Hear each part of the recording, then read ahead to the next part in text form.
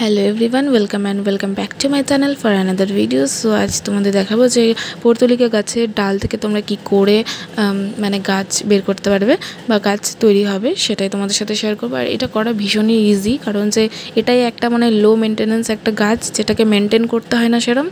আর এত ভালো মতো এটা গ্রো করে কি বলবো।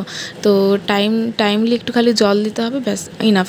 তো যাই হোক, সেইগুলোতে পরে আসছি। আপাতত যেটা বললাম সেটাই, যে প্রথমে আমি 7 ইঞ্চির একটা টব নিয়ে নিয়েছি, সেখানে শুকনো পাতা দিয়ে দিচ্ছি, আর এখানে একটা মাটি দিয়ে দিচ্ছি।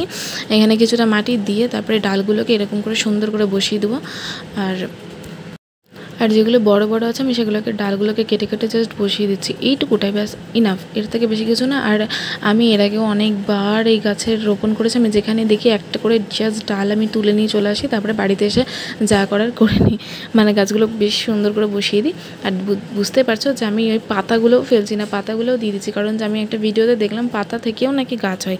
তো যাই হোক, নেক্সট আপডেট তোমাদেরকে অবশ্যই দেখাবো। আর আমি এটা একদম প্রমাণ সহ তোমাদেরকে দেখাবো, তার জন্য একটু ওয়েট করে যাও। লাস্টে আমি আবারও দেখাবো আমি একটা গাছ মানে ডাল থেকে গাছ লাগিয়েছিলাম, সেগুলো প্রায় 2 সপ্তাহ পরে আমি রেজাল্ট পেয়েছি, এত ভালো। তো wait and watch.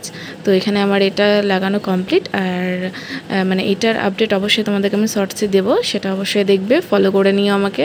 R please subscribe করে দিও, পাশে থেকো।